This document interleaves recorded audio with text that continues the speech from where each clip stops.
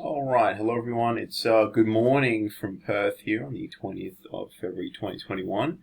I just can't believe it's in the end of February 2021. It's unbelievable how fast it's going. Now, as you can see, if you did watch my video last week, you would see I have taken a little bit of a hit on the portfolio as well. Most of this was pretty much all yesterday's trading session as well with FMG. I'm quite heavily weighted into FMG, and I'm aware of that, but as you can see, it's a position it's been more of I wouldn't say like a long term. Like a long term to me is multiple years. It hasn't even been a year on this. It's been since August, so that's about 6 months or so that I've been in this position, and it did take a bit of a cooling off, as well as Bendigo as well. Bendigo and FMG at the very start of the week were running quite strongly, and all in all, I think I just clipped over 11,000, so I'm probably down about 2,200 at the start of the week. Zip is a position that I got into.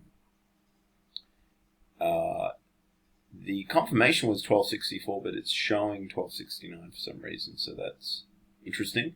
But I got on the dip on that, and I got in, it was a Wednesday, I believe, when it was selling off, or maybe even Thursday.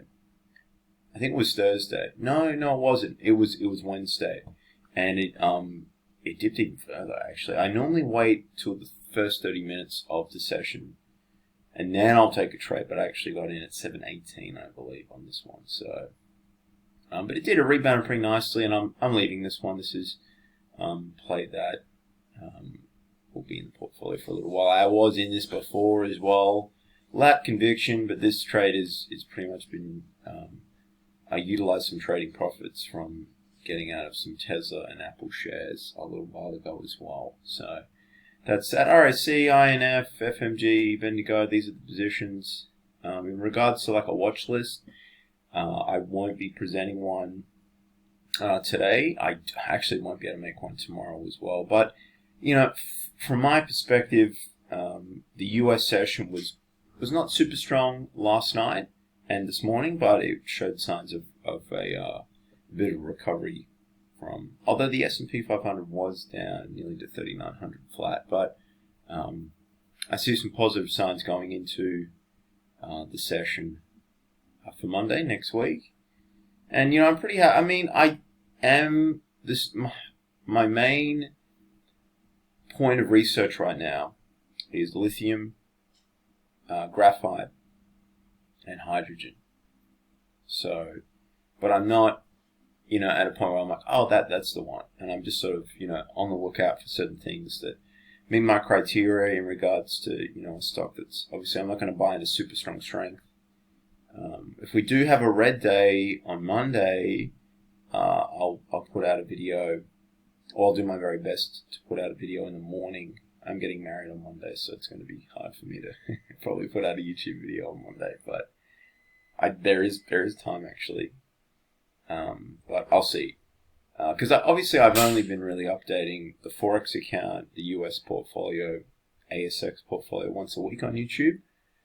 Because I do put videos out on a forum called Forex Trading Asia, but I'll still talk about equities on there as well. So that's where I've actually been putting a lot of my videos. But, on the most part, a lot of these positions are not set and forget, but they're not, I don't have to watch them every hour of the day when they are trading. So, but I'm still quite happy with them. I'm exposed to lithium there a little bit. Obviously, this isn't actually an Australian mine. They are based in Spain with INF. Obviously, they are on the ASX. RAC as well, biomedical. There's a few interesting things happening with these guys. As you guys have followed, I've repositioned the portfolio a little bit. I think Bendigo actually, when after there were 2 more days after they had their half-yearly results, I was at profit and loss. I was at plus 2,000. So they've actually taken a little bit of a hit. I think FMG might have got to 25 at one point as well, and then they did cool off a little. So again, though, I'm pretty heavily weighted into FMG, but they continue to moved pretty strongly, so I'll keep them in the portfolio. And dividends were a little bit off what expectations were, but the prices sort of moved pretty nicely. And I've just added as pullbacks have been happening, and just continue to play that trend for now until some dramatic changes happen in Brazil and Africa. And obviously the price of iron ore is still very strong, so we'll just let this go on, really, to be honest. Those are my thoughts on FMG. Obviously it's not going to go on forever, and there will be a pullback on iron ore and probably major cooling down once, fiscal policies are tightened a bit, but obviously governments are spending a lot, especially in China, and they still need our iron ore. They didn't, cancel any of that, so we'll see how it goes. But that's the update, guys. Thanks for watching, and bye for now.